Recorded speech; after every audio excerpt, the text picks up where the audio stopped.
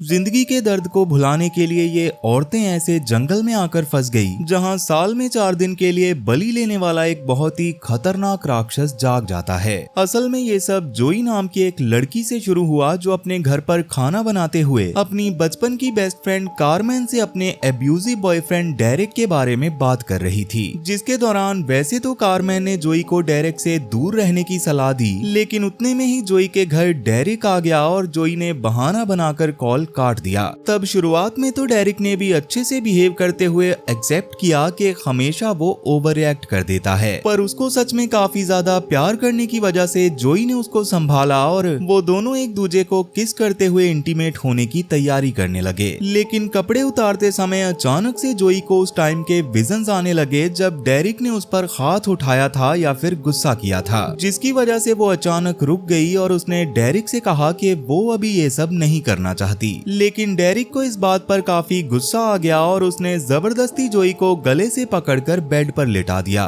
तब जोई ने उसको मारा और जल्दी से एक दूसरे कमरे में भाग गई, जिसके बाद डेरिक बार बार जोई को गेट खोलने को बोलने लगा, लेकिन जोई ने गेट नहीं खोला। अब इसके थोड़ी देर बाद जोई को अचानक से कुछ अजीब सा लगा और जब उसने गेट खोलकर बाहर देखा तब तक डेरिक गुस्से में उसके पेट डॉग को मार चुका था, जो देखकर जोई को बहुत ज्यादा गुस्सा आया और डेरिक भी चुपचाप वहां से चला गया।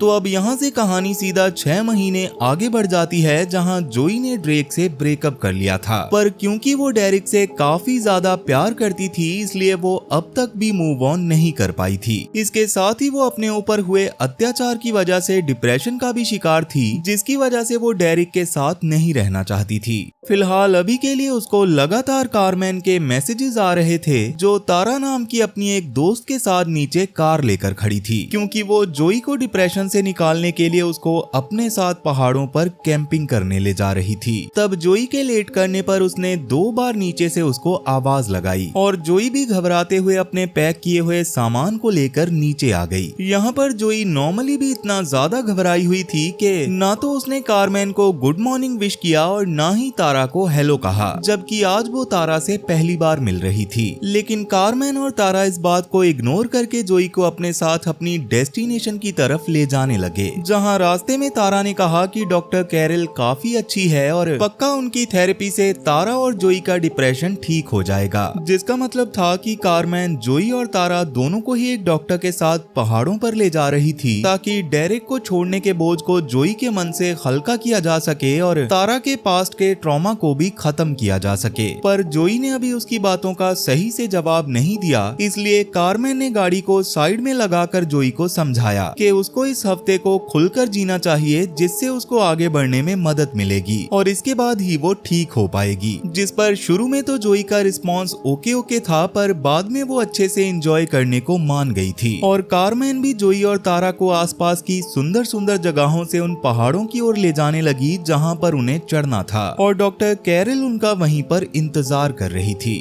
तो अब डियर लेक नाम की जगह पर एंटर करते ही उन्हें 20 मिनट का डिस्टेंस और दिखाई दिया। तब उन्होंने पास में पड़ी एक एक्सीडेंटल कार पर ध्यान नहीं दिया, लेकिन ये आगे आने वाले किसी खतरे का संकेत भी हो सकता था। खैर तभी एक चट्टान के पास पहुंचने पर अचानक उनकी गाड़ी के सामने एक हंटर आ गया, जिसको देखकर एक बार तो वो लोग डर गए थे, मगर उस हंटर ने बताया कि असल में उसका कुत्ता खो गया है और वो उसको ही ढूंढ रहा था, पर कारमेन ने उसके कुत्ते को नहीं देखा था, इसलिए वो इस बारे में बताकर कार को आगे बढ़ा लेती है। लेकिन उस कुत्ते के बारे में सुनकर जोई को अपने कुत्ते और डेरिक की याद आने लगी, जिसके बारे में अभी वो पूरे रास्ते सोचती है और कारमेन और तारा से कुछ नहीं बोली। अब इसके थोड़ी देर बाद वो डॉक्टर कैरल के पास पहुंच गए, जो शाइना नाम की एक लड़की को थाई मसाज दे रही थी। तब सबसे पहले तारा डॉक्टर कैरल के पास गई और कारमेन ने जोई को मोटिवेट करते हुए कहा कि डेरिक तुम्हें यहाँ परेशान नहीं कर सकता, इसलिए तुम्हें यहाँ खुलकर एंजॉय करना चाहिए, और जोई भी इस पर मान गई। अब इसके थोड़ी देर बाद डॉक्टर कैरल ने जोई के पास आकर खुद को उससे इंट्रोड्यूस किया और साथ ही उसको शाइना से भी मिलवाया, जो उसकी पेशेंट थी। जिसके बाद डॉक्टर कैरिल ने उन सबको पास में मौजूद एक पहाड़ दिखाया जिसपे वो लोग चढ़ने वाले थे। तब शुरू में तो जोई को उस पहाड़ को देखकर डर लगा, लेकिन फिर भी उसने उस पहाड़ पर चढ़ने का फैसला कर लिया और बाद में सबके साथ जंगल के रास्ते से उस पहाड़ की ओर जाने लगी, जहां रास्ते में शाइना ने जोई से जानने की कोशिश की कि उसको थेरेपी की जरूरत क्यों पड़ी, जिस पर शुरू में तो जोई ने कहा कि वो एक साइकोपाथ है। तब शाइना ने उसको अपने बारे में बताया कि असल में वो पहले एक सोल्जर थी और उसने अफगानिस्तान की जंग में भी हिस्सा लिया था, मगर उस जंग के दौरान उसे PTSD हो गया था और उसी वजह से वो यहाँ पर आई थी। तब ये सब सुनकर जोई ने भी उसको अपने बारे में सच्चाई बता दी कि उसका बॉयफ्रेंड टॉक्सिक था और उसको मारा करता था। मगर इसके बाद जब वो आगे बढ़े तो उनको खून से सना एक कैमरा मिला, जिसको देखकर कैरल को लगा कि वो किसी टूरिस्ट का होगा जिस पर किसी जानवर ने हमला करके उसे मार दिया होगा। और ये सुनते ही शाइना ने जोई को अपने पास से एक बियर स्प्रे निकाल कर दिया ताकि जरूरत पड़ने पर वो उसका इस्तेमाल कर सके। अब वैसे तो जोई इस सब से थोड़ा सा डर गई थी, लेकिन फिर भी वो बाकी सबके साथ आगे बढ़ती रही। जिसके थोड़ी देर बाद कैरल शाइना, तारा और कार्मेन की वो वीडियोस देखने लगी जिसमें उन्होंने अपनी थेरेपी से पहले वाले मूड्स के बारे में बताया हुआ था। अब वैसे कार्मेन तो परेशान नहीं थी, लेकिन उसको जोई की हालत देखकर काफी बुरा लग रहा था क्योंकि जोई ने हमेशा उसकी काफी ज्यादा मदद की थी। वहीं बाहर तारा अभी स्मोकिंग करते हुए कार्मेन और जोई को एंजॉय करता हुआ देख रही थी और शाइना अपने टेंट में अपने पार्टनर की फोटो देख रही थी जिसको उसने जंग के दौरान खो दिया था। अब रात में जब जोई सो रही थी तो उसको अपने सपने में जंगल में एक खतरनाक शैतान जागता हुआ दिखाई दिया, लेकिन सुबह उठने पर उसने इस पर ज्यादा ध्यान नहीं दिया और पैकिंग करके वापस से सबके साथ पहाड़ की ओर बढ़ने लगी, जिसके दौरान उसको बार बार ऐसा लग रहा था जैसे जंगल की ओर से कोई आवाज आ रही हो, पर बाकी सबके होने की वजह से उसने सब कुछ अनदेखा कर दिया।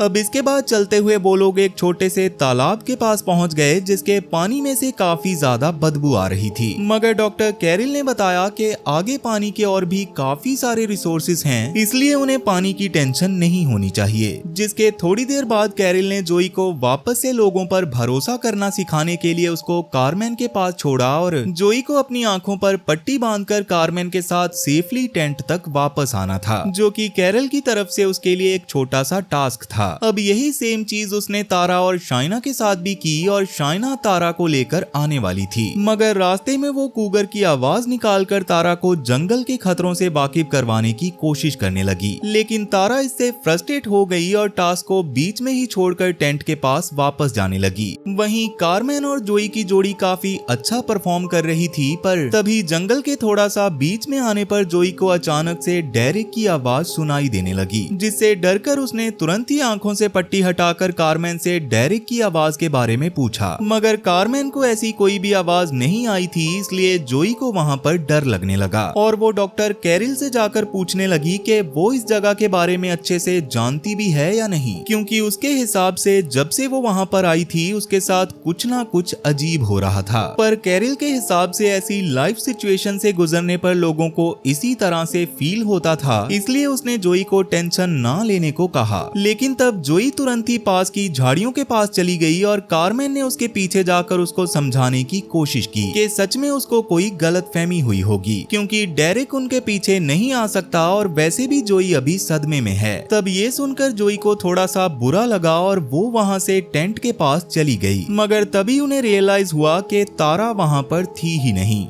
असल में तारा अभी खुद ही जंगल की ओर सुट्टा पीने चली गई थी, जहां सुट्टा पीते हुए उसको अजीब सा फील हुआ और ऐसा लगा जैसे उसके हाथ को किसी ने बांध रखा हो। ये सब सच में काफी ज्यादा अजीब था, क्योंकि उसको ये भी लग रहा था जैसे उसको कोई देख रहा हो। पर तभी वहां उसको ढूंढते हुए जोई भी पहुंच गई, मगर जब जोई को पता चला कि तारा को भी वहम हो रहे हैं तो उसको ये काफी अजीब लगा। लेकिन तारा ने इस पर ज्यादा ध्यान नहीं दिया, क्योंकि उसके हिसाब से ये सब बस उसका वहम था, इसलिए वो जोई को अपने साथ वापस टेंट के पास ले जाने लगी, जहां रास्ते में उन्हें झाड़ियों में मरे हुए हिरन का शरीर मिला जिसको किसी ने बुरी तरह से खाया हुआ था, और ये देखकर जोई का डर और ज्यादा बढ़ गया था। लेकिन तब डॉक्टर कैरिल और शाइना ने उसे समझाया कि ये जंगल है और किसी जंगली जानवर ने ही उस हिरन को मारा होगा। खैर अभी सेफ्टी के लिए शाइना ने सबको ज्यादातर साथ रहने को कहा और बाद में वो सब लोग तैयार होकर अपने आगे के सफर के लिए निकल पड़े। मगर रास्ते में जोई को एक बार फिर से डेरिक की आवाज सुनाई दी, पर तभी कारमैन ने आवाज लगाकर उसको आगे चलने को कहा। वहीं तारा भी अपनी लाइफ की वजह से इतना ज्यादा परेशान थी कि उसने डॉक्टर कैरिल से कहा कि मैं मरना चाहती हूँ, मगर कैरिल ने बस उसको संभल कर आगे बढ़ते रहने को कहा। लेकिन इसके थोड़ी देर बाद अचानक से जोई ने कारमैन से कहा कि वो और आगे नहीं जाना चाहती, क्योंकि आगे जाना उसको सेफ नहीं लग रहा था। मगर कारमैन ने उसको समझाया कि उनके पास साथ रहने का यही मौका है, इसलिए जोई फिर से आगे बढ़ने लगी। जिसके थोड़ी देर बाद ही वो दो बड़ी बड़ी चट्टानों के बीच पहुंच गए थे, जहां उन्हें काफी अच्छा लग रहा था। पर तभी जोई को फिर से डेरिक की आवाजें आने लगी, जो उससे कह रहा था कि वो उसका पीछा कभी नहीं छोड़ेगा, जिससे जोई काफी ज्यादा डरने लग गई थी।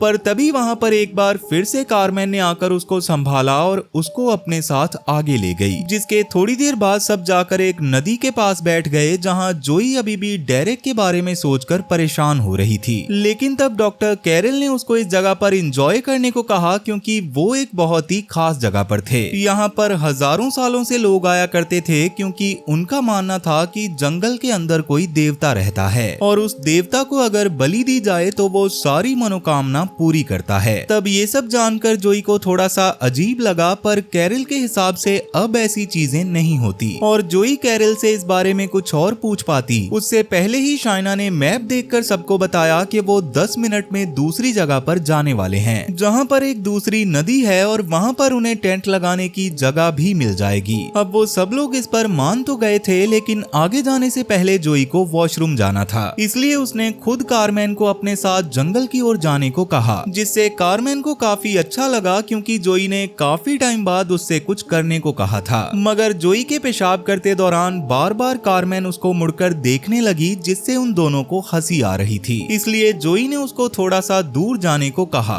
वहीं दूसरी ओर तारा डॉक्टर कैरिल को अपने एक्सपीरियंस के बारे में बता रही थी कि कैसे जंगल में उसको अजीब चीजें दिखाई दी। पर तभी वहाँ पर शाइना आ गई, जिसको लग रहा था कि उसकी कोगर वाली बातों की वजह से तारा डर गई होगी, जबकि तारा के हिसाब से ऐसा बिल्कुल नहीं था। खैर अभी के लिए डॉक्टर कैरिल ने वापस से उसको संभाला और वहीं जब कारमैन जोई से थोड़ा सा दूर गई तो एक पल के लिए उसको भी थोड़ा सा अजीब लगा, पर बाद में सब नॉर्मल हो गया। पर जोई को जब लगा कि कारमैन उससे थोड़ा सा दूर है तो वो फिर से पैनिक करने लगी, जिसके दौरान उसको एक पल के लिए डेरिक दिखाई भी दिया। इसके साथ ही उसको ऐसा लग रहा था जैसे डेरिक उसका गला दबा रहा हो। पर तभी वहाँ पर कारमैन आ गई और उसको संभालने की कोशिश करने लगी, मगर उसी दौरान जोई को झाड़ियों के बीच कुछ बहुत ही भयानक दिख रहा था, जिसके बारे में उसको कोई भी अंदाजा नहीं था। खैर अभी के लिए कारमैन उसको बाकियों के पास ले गई और तुरंत ही सबने जोई को कंबल उड़ाकर संभाला और बाद में उसकी हालत ठीक ना होने की वजह से उन्होंने उसी नदी के पास रुकने का फैसला किया। मगर ऐसा करने से पहले उन्होंने अपनी सारी जरूरत की चीजों को एक रस्सी के सहारे एक पेड़ से टांग दिया, ताकि रात में कोई जानवर आकर उन्हें बर्बाद ना कर दे। जिसके बाद वो लोग टेंट लगाने लगे, पर उस समय भी जोई काफी ज्यादा परेशान थी। जोई को लग रहा था जैसे उसने खुद ही डेरिक के साथ काफी बुरा किया हो, मगर कारमैन ने उसको कहा कि उसने जो भी किया वो काफी अच्छा किया और उसके एक्शन पर कारमैन को नाज है। अब इसके बाद रात को सोते समय जोई को सपने में एक गुफा और एक अजीब सा क्रीचर दिखाई दिया, जिसके तुरंत बाद उसकी आंख खुलने पर उसके सामने डेरिक हवा में लटका हुआ था। तब ये सब देखकर जोई काफी ज्यादा डर गई थी, पर ये बस उसका एक बुरा सपना था, जिससे परेशान होकर वो टेंट से बाहर आ गई। पर तभी उसे ऐसा लगने लगा जैसे पास की झाड़ियों में कोई मौजूद है, और जब उसने वहां जाकर देखा तो उसके सामने तारा और कारमैन आ गई, जो तारा को भी एक बुरा सपना आने की वजह से जगी हुई थी। और सबसे अजीब बात ये थी कि जो सपना जोई को आया था वैसा ही सपना तारा ने भी देखा था, जो सुनकर कारमैन को थोड़ा सा अजीब लगा और उसने सुबह कैरिल से वहां से चलने के बारे में बात करने का फैसला किया। तब तारा ने आज कारमैन और जोई के साथ सोने का पूछा, जिस पर वो दोनों मान भी गई। मगर अगली सुबह शाइना सबको चिल्ला चिल्ला कर उठाने लगी, पर उठने पर जोई और कारमैन ने नोटिस किया कि तारा टेंट में थी ही नहीं और बाहर भी सुबह से उसको किसी ने नहीं देखा था। इवन सबसे बड़ी बात ये थी कि उन लोगों का खाना और जरूरत की चीजें भी गायब हो गई थी, जिससे सबको लगने लगा कि ये काम तारा का ही है और शायद वो कोई मजाक कर रही है। लेकिन तब जोई ने सबको तारा और अपने पिछली रात वाले सपने के बारे में बताया, जिसके हिसाब से वहाँ कुछ तो बहुत ही बुरा चल रहा था और उन्हें वहाँ से निकल जाना चाहिए था। अब वैसे तो कैरल भी वहां से जाने के लिए मान गई थी, लेकिन उसके हिसाब से उसको पता था कि तारा कहां पर हो सकती थी, इसलिए वो अकेले ही वहां जाने का फैसला करती है ताकि वो अकेले में तारा से बात करके उसके मन को हल्का कर सके। और इतना बोलकर वो पास की झाड़ियों में चली गई। लेकिन तभी अचानक उसको कुछ अजीब सी आवाजें आने लगी और उसके ऊपर किसी ने हमला कर दिया। तब कैरल की आवाज सुनकर शाइना, जोई और कारमेन भागते हुए झाड़ियों में गए, जहाँ पेड़ पर काफी बड़े बड़े पंजों के निशानों के साथ खून के धब्बे पड़े हुए थे और कैरल का वहाँ कोई नामो निशान तक नहीं था। अब ये सब देखकर उन्होंने खून के निशानों का पीछा करना शुरू कर दिया, जो एक छोटी सी चट्टान के पास आकर खत्म हो गए थे। तब जोई और कारमेन ने डरते हुए शाइना को ऊपर जाने से मना किया, क्योंकि ऊपर कुछ बहुत ही खतरनाक हो सकता था जो शायद शाइना को भी मार देता। लेकिन शाइना कैरल को बचाना चाहती थी, इसलिए काफी मना करने के बाद भी वो ऊपर चली गई। मगर चट्टान के एंड पर जाते ही उसको कैरल का कटा हुआ पैर दिखाई दिया, जिसको देखकर वो काफी ज्यादा डर गई और उसको फिर से पैनिक अटैक आने लगे, जिसके दौरान वो ऐसे इमेजिन कर रही थी जैसे इस वक्त वो अफगानिस्तान की लड़ाई में हो और उसके साथ ही घायल लोगों को लेकर जा रहे हों। तब यही सोचते हुए वो चट्टान के कोने से गिर गई, जो देखकर कारमेन और जोई को भी ऊपर जाना पड़ा। मगर जब उन्हें वहां पर शाइना नहीं मिली तो वो सावधानी के साथ चट्टान की दूसरी तरफ जाकर उतर गई। लेकिन वहां पर भी शाइना का बस खून पड़ा हुआ था और उसकी बॉडी गायब थी, जो देखकर वो दोनों और ज्यादा डर गई।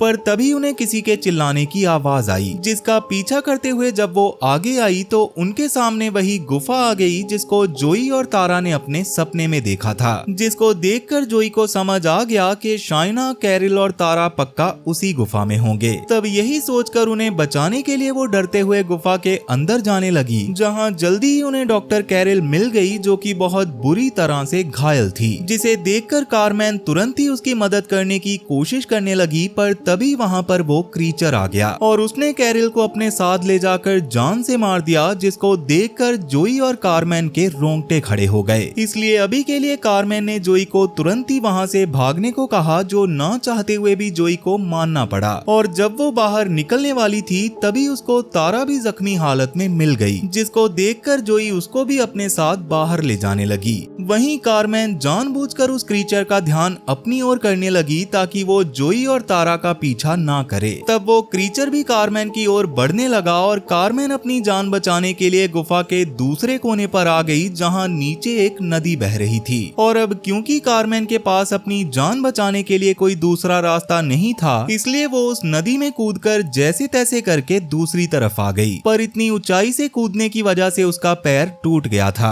और तभी उसने देखा कि उसी नदी के पास अब तक जोई और तारा भी आ गए थे, जो कि उस नदी के दूसरी ओर थे। मगर अचानक से कारमेन ने उनके पीछे उसी क्रीचर को आता हुआ नोटिस किया और उनसे जल्दी से पानी में आने को कहा, क्योंकि शायद वो क्रीचर पानी में नहीं आ सकता था। इसलिए वो अपनी जान बचाने के लिए नदी में ही लगे एक डोम शेप्ड में आ गए, जिसमें क्रीचर ने जब आने की कोशिश की तो जगह कम होने की वजह से वो अंदर नहीं आ पाया। इसलिए वो पास में ही जाकर बैठ गया और उन तीनों के वहां से निकलने का इंतजार करने लगा।